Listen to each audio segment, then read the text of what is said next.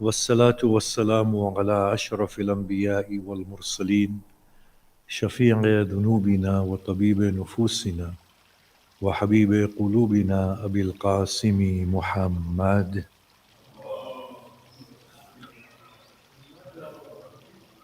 وآله الطيبين الطاهرين وأصحابه المنتجبين ومن تبعهم بإحسان إلى قيام يوم الدين. بسم الله الرحمن الرحيم.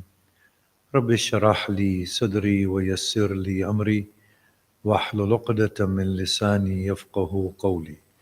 أما بعد، السلام عليكم جميعا ورحمة الله وبركاته. بسم الله الرحمن الرحيم. Beginning with the thanking Allah subhanahu wa ta'ala for allowing us to witness this day and the previous night once again, and to congratulate the community on a very blessed day, both spiritually and because of its association with the blessed 12th Imam Salamullah alayhi.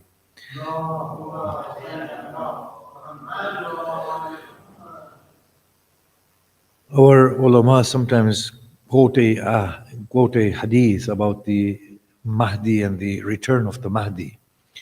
They state that the Mahdi will come not to teach us religion or to make us religious people. Maybe not to teach us religion was wrong, but to make us more religious. He will come and he will place his head upon human beings and drive their intellects to their completion. That hadith, I believe, also states that Mahdi will not be concerned with making you pray or fast or perform Hajj or give alms to the needy, for you will already be doing that. The role of the Mahdi will be to take the final step with humanity in order to complete humanity. When we look at this hadith, we know immediately that the Mahdi cannot come before the human community is ready to receive him. And the readiness of the human community is a state in which they understand the meaning of living by rule of justice. Because the hadith says that the earth will be filled with corruption and injustice, and he will come and bring about justice and harmonious coexistence. Now, this is agreed upon by Sunni and Shia, given their differences in the person of the Mahdi. So it shows that humanity must become acutely aware that there is a human standard by which humanity needs to abide by and live, for things cannot happen before their time. When we look at the phenomena of prophethood within the Quran, we find that every prophet came at the right time. Isa salamullah alayhi says in the Bible, and of course this is I take from the Quran, that there will be one after me who will come whose name will be Ahmad. So Ahmad was already prophesied to come. His time was already known in the book of God. But human community could not have received him until the human community was ripened enough to absorb his message and to take it forward. So things are destined to happen at their given times. Mahdi can only come when there is this global understanding that we have to live by the rule of justice. We have to live by moral principles and human values. Only then can he come, otherwise his message will go to waste. It is like a class of students. You cannot give them advanced studies until their minds are ripened to receive those studies. In this case, humanity has to be morally ripe and spiritually yearning a different pedestal for their own existence.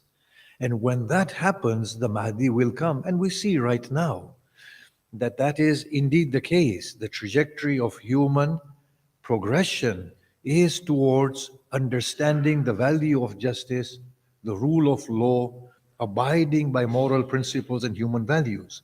And in addition to that, we see humanity searching for a deeper truth. What happened in Palestine over the last year and what continues to happen, what Mr. Trump is saying of taking over Palestine and the rest of the world cannot do anything.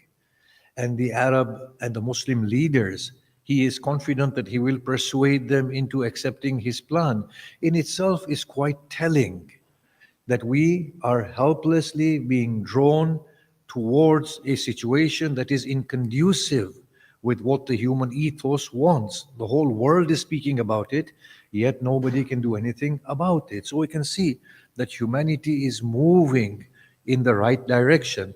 And with the Palestinian issue, we are seeing that they have displayed a sense of God orientation that has touched the human heart, especially the Gen Zs and the millennials, who are less fearful than we are, who are not concerned about their livelihood or their future.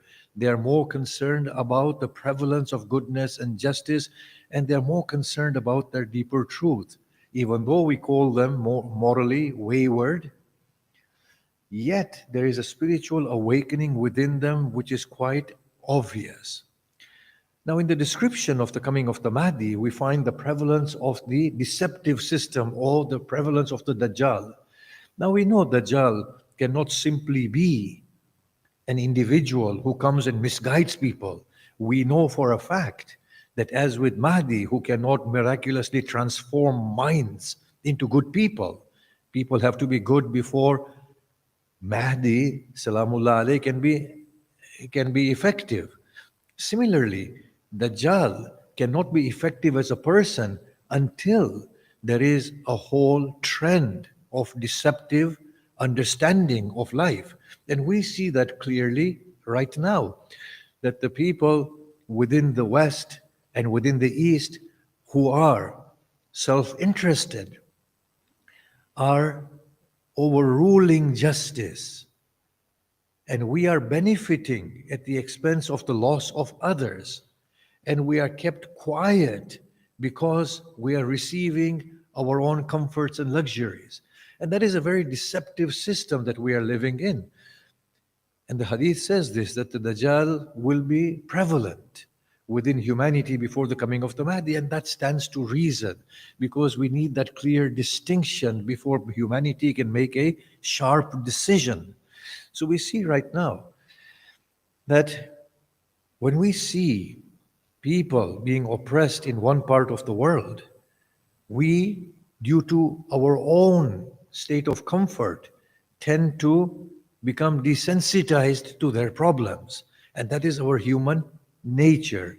And then, when people are oppressed long enough, it becomes a norm, and we can't do anything about it. And we would rather live within our comfortable condition. That is the Dajjali very deceptive system. Now, that system allows for injustice to be justified. Now, we saw how in the killing of the Palestinians, of course, Palestinians were not the only people being killed. There were people being killed all over the world. But the media did not focus on them, so their oppressions went unrecognized. We know in that African sort of civil war in Rwanda, millions of people were killed. And yet we are not perturbed by it. But the Palestinian issue was for the world to see at large. Now we see how our governments provide political cover to the Israelis to ethnically, what is appearing exceedingly now, ethnically cleansing the Palestinians. Now here that political cover was provided, the media put a spin to it, a lot of the people were convinced by it. Now, that is the Dajjali system that we are seeing now in operation. There is no justice. Then we saw Jolani, a person who is a murderer, who should be tried and executed. It's an obvious thing. It's an obvious thing. He should be executed. He has become head of a state, and he speaks an accurate language, and he is winning the hearts and the minds of the people. We can see the level of deception that is entailed there. But I will say that the Shia countries are no different. We find people who probably need to be held accountable for what they have done. Yet, being a Shia, maybe being involved in a government, they are venerated instead. So we can see the prevalence of the Dajjali system here, and it is upon our minds, this level of justification in one way or another, either through our comforts and luxuries, or either through the label of religion, so on and so forth. But in the midst of all of this, there is still a deep recognition within our souls that this is right, this is wrong. So when we come to Bashar al-Assad, we know he was not a good man. We know he was not a good man. And we know supporting him was not good. Yet the equation in the mind is this, that if he goes, then the Shia fall. So we need to support him even though he is a criminal and he's an oppressive and a tyrannical person. Now I ask here, what would the Prophet have done and what would the Master Ali ibn Abi Talib have done? You do remember that Imam Ali was told that it is imprudent to remove Muawiyah. And when Bibi Aisha waged a war or a battle against him, and that was the worst thing Bibi Aisha has done. She has caused such tremors of her act within Islam and the Muslim society that we have never recovered from it. Although later on she was sorry for what she did, but that doesn't absolve her of the fact that she has created the greatest devastation within Islam. And Muawiyah took full advantage of it. But Imam Ali could have been very prudential and kept Muawiyah there. He could have kept the other Umayyi governors there. And he knew that it was the wrong thing to do politically. Yet his sense of justice and righteousness did not allow him. He treaded the path of justice. Now we ask the justification of supporting Assad. This is a form of deception. It was wrong. To state that it is wrong is also a necessity, but it wasn't stated. So we are seeing the prevalence of the Dajjali system. Now in that, we are all recognizing inwardly that something is wrong. And that is the awakening that is needed, even if it be against our own kind. So today we are seeing that majority of humanity is suffering in one way or another, but we are deluded. Here, think about this now carefully. The Ukraine war, it was unnecessary. We had promised Russia that we will not extend NATO. And we never stopped extending the boundaries of NATO. And of course, Russia felt threatened and it went into Ukraine. Now at that point, Zelensky had a deal on the table, a peace deal, that NATO will not advance. Boris Johnson and Biden insisted that the war be continued. They have lost, according to independent sort of reporting, over 1 million people, the Ukrainians. A lot of it is reduced to rubble and destroyed. 5 odd million people must be wounded. So many refugees, reduced to poverty. And as a result, we in the Europe have suffered. We have had to take in refugees and migrants. We have had to pay high energy prices. We know we are suffering. And now Donald Trump is talking about a possible solution to the conflict in which Ukraine will have to concede to many of its territories. Now they've lost territory. There will be peace, but after what? After devastation that was not needed. So we can see majority of us as human beings are suffering. Yet we are fooled and deluded. This is the Dajjali system, the way it's operating, the way it's justifying. And now it is at a unique position where it has never been previously, because previously the majority were always people who were deluded fully. But here now, the majority of the people are awakening and they are seeing that majority of the humanity is beholden to a very few. The majority of the British public did not want Britain to support Israel in their massacre and plausible genocide of the Palestinians. Majority of us, 80%. Over 60% of the Americans did not want this. Biden was voted out, and his successor was not voted in, and Trump was brought in by well-meaning people who thought he will put an end to the war and restore the Palestinian rights and the statehood to Palestinians. This man has come in and totally taken the whole issue of the agenda. Forget about an independent Palestinian state. He wants to drive them out of Gaza and develop the whole area for the whole world to come and live there and for America to own it. The people in this world are awakening, and this has never been the case prior to now, that we are being ruled by a very few, and these few are not good people. They are not. They are deceptive people, and that is the Dajjali element within humanity.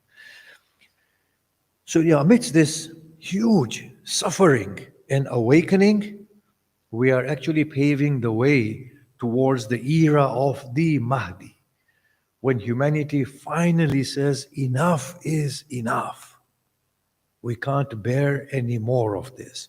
When that point comes, then we can see, yep, the time is right now for a figure like that to come as an intervention through humanity and through the divine. I want to point out one more thing, that decisive intervention of God previously has not come until there's been a distinct demarcation between two sides. Now, if you look at the story of Hazrat Musa salamullah alayhi, he will say, "O Lord, do not spare them. Do not spare them now, because they will produce no more good. The evil has reached its peak. The distinction has been made." And then the Quran drives these people to a particular place, and it says, وَلَمَّا أَسَفُونَا أَغْرَقْنَاهُمْ انتقمنا منهم وَأَغْرَقْنَاهُم. We sought revenge from them and we drowned them. But that only came at that final point when the demarcation was there. Similarly, with the cases of Hud, Saleh, and Shu'aib, the stories that we find in Lut within the Quran. But the most prominent story in the Quran at a global level is only one, and that is the story of Nabi Nuh. In the time of Nabi Nuh said, "Do not spare them, they will not give birth save to disbelievers and corrupt people." When that point was reached, the decree came, the decisive decree of the global floods. And the global floods are recorded by every culture and every religion. Go and study it. Inductively, you will see. Hindus, Chinese, here, there, Christians, obviously by priority, the Abrahamic faiths. But you will see other faiths and non-God-centered faiths will also say that there was a great deluge. So I feel in the case of the Mahdi, because it's a decider, there is finality to it in terms of human destiny. There has to come that point of clear demarcation that this is good and this is wicked, and only then will it occur. Now, of course, we have signs of the Sufyani and so on and so forth, but I think it would be not mature to say that these signs have come to pass or will come to pass. Our task is to just observe diligently observe. And two, I'm going to say something in the next khutbah, is to work towards bettering humanity. Now, as a young man, I used to think Mahdi was all about Muslim and non-Muslim. And I've radically changed my opinion and fully changed it. It's nothing to do with Islam. Mahdi is, as was the case with Nabi Nuh, between righteousness and unrighteousness. For him, there is no concern of the label of religion. I think we have a hadith in Ghaybat Tusi, in which it says that the Mahdi will retrieve the Torah and the Injil, the Torah and the Injil, and will rule upon the people of Torah with their Torah, the people of Injil with their Injil, and the people of Quran with their Quran. See, Mahdi's understanding is very, very different. It's not about making everybody Muslims, and it's not even making everybody Shia. There's nothing to that. He's well beyond this. He is well beyond this. Now, we know that hadith, and obviously that hadith could be due to a particular bias of the Muslims, that the people will see Isa salamullah alayhi, and I don't want to talk about the spiritual sort of twist to the whole of the story of the Mahdi, which comes in a different lecture at some other point. But the Christians will convert to Islam at that point. Now, the whole impression here in the naive mind of the Muslim is the entirety of Christianity will become Muslims. But if that was the case, why do you have this hadith that he will rule upon the people of Injil with their Injil? If they are all becoming Muslim in the formal sense, as me and you understand. No, there will be Muslim in the broader essential sense of the Abrahamic Muslim, of Muslim whose heart tends to Allah subhanahu wa ta'ala and surrenders to the will of God. But now I've understood that Mahdi has got nothing to do with Muslims. Leave aside Shia. Mahdi is a global reality. He's an existential reality. Fully committed to the belief in Mahdiism, the progressive trend of humanity, and in the Mahdi individual who will come within humanity and at the same time be an intervention from God and from humanity. I'd like to leave us on this note quickly, and before coming to the next khutbah, that actually the belief in Mahdi empowers us and gives us that impetus to go forward, because we know very well from human history that humanity has encountered terrible events in its path to progression, moral and spiritual progression.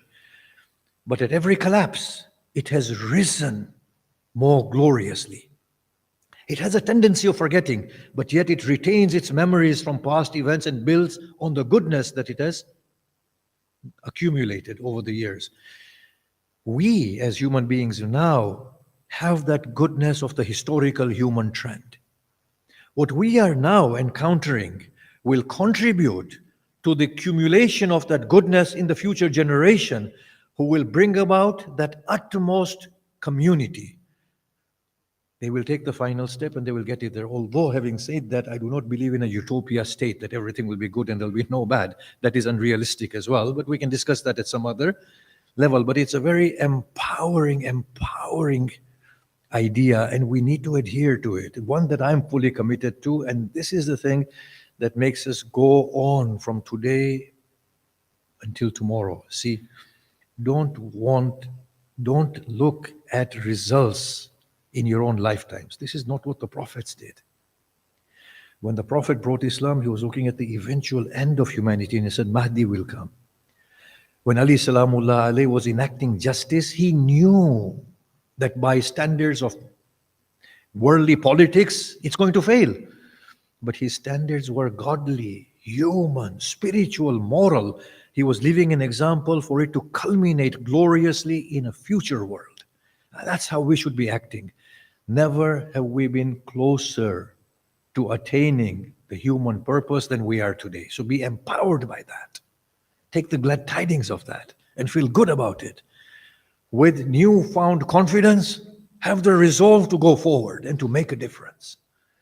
With that, I will ask us to recite a quick Fatiha for all our marhumin and those who are in distress. Al-Fatiha.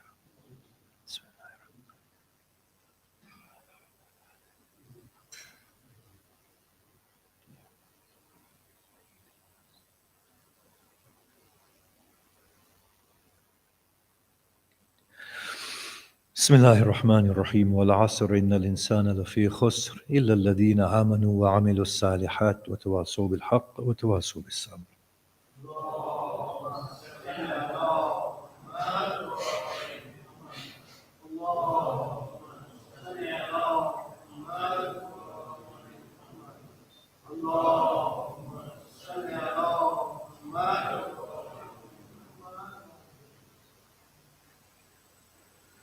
بسم الله الرحمن الرحيم الحمد لله رب العالمين والصلاة والسلام على أشرف الأنبياء والمرسلين وآله الطيبين الطاهرين أما بعد السلام عليكم ورحمة الله وبركاته.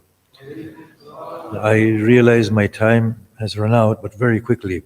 Now, one of the hadith about the Mahdi is that, Salamullah alayhi, is that the ulama will complain that he has changed the religion of Muhammad. Now, I just want to quickly take us through this.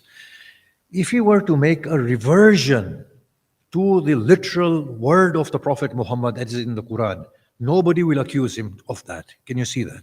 If the Mahdi were to say, bring public flogging, cutting off limbs, yes? Beating of women if they're insolent.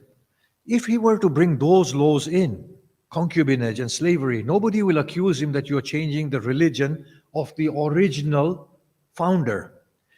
They can only blame him, the ulama can only blame him if there is a movement away from that religion. Where he is now re-envisaging the religion in terms of its essence, not the strict form revealed in Arabia all those centuries ago. So it seems very much that Mahdi will adapt his religion to the global humanity in accordance with this level of moral refinement and spiritual aspiration.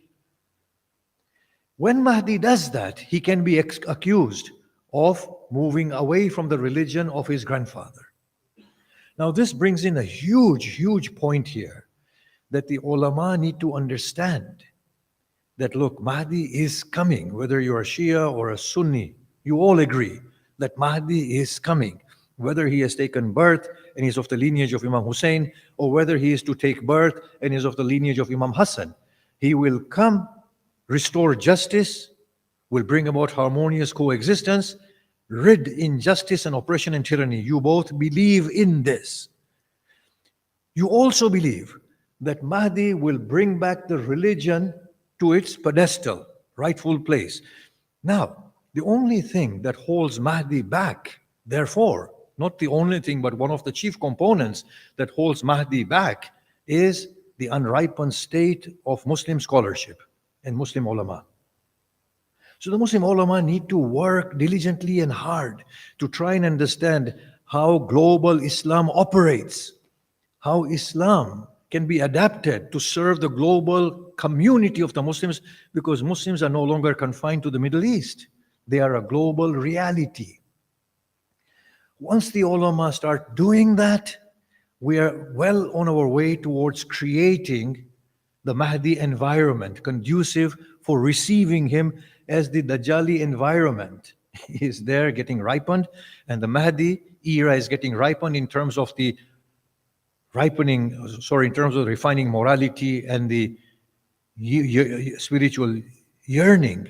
It also has to be ripened and readied to the notion of global Islam for the Muslim community.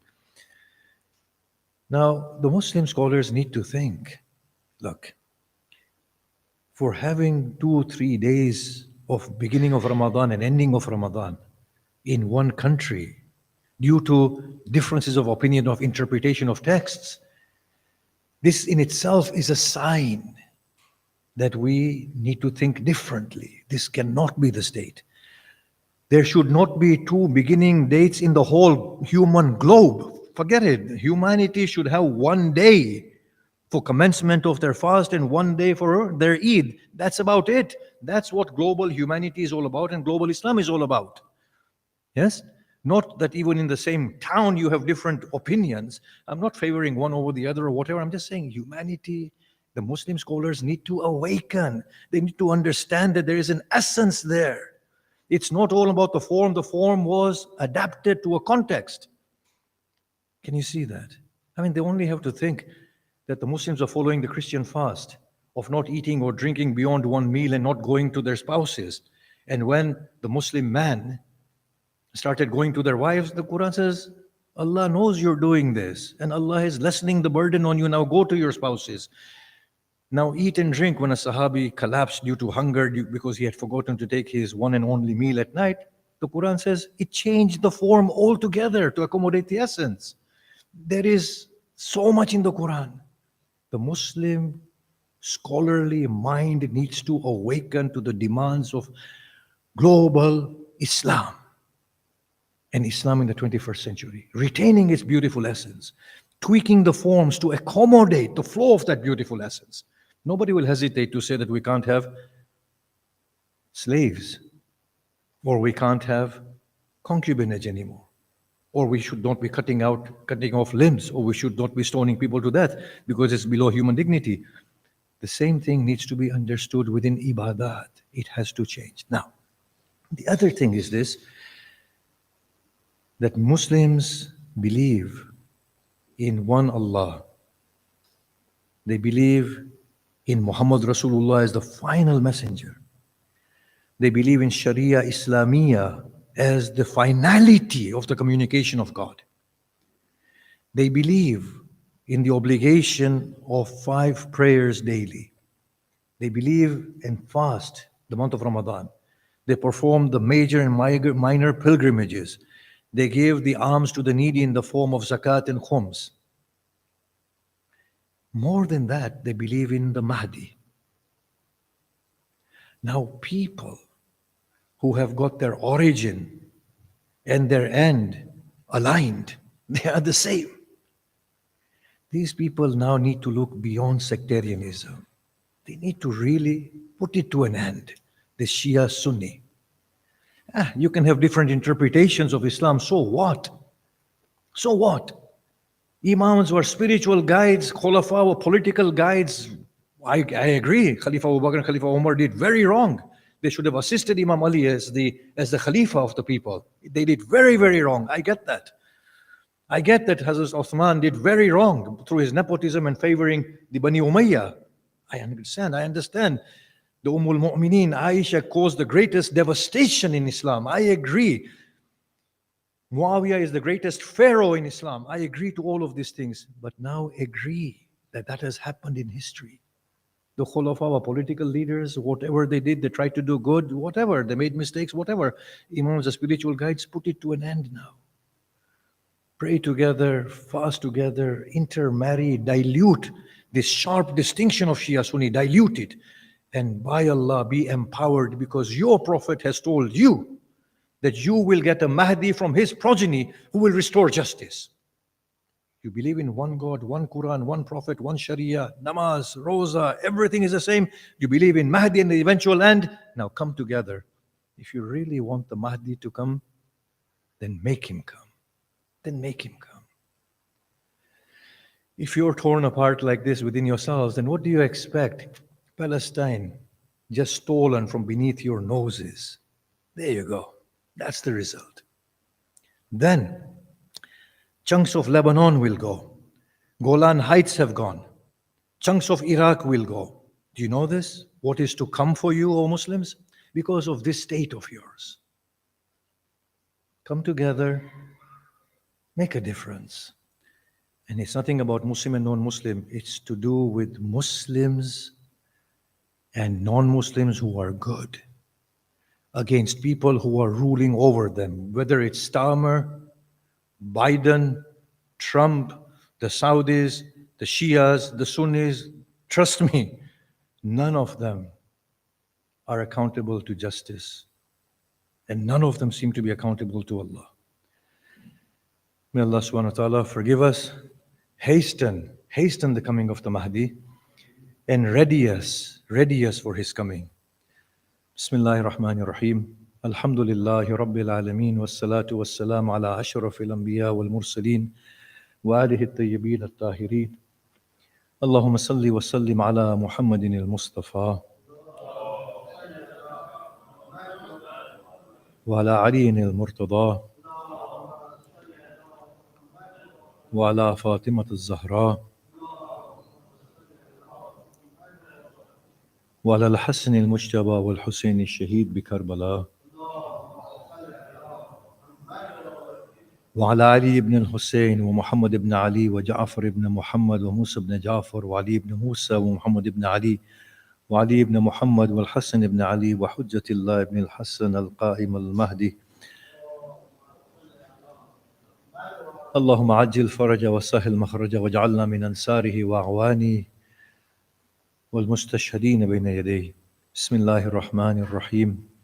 قل هو الله أحد الله الصمد لم يلد ولم يولد ولم يكن له كفوا أحد.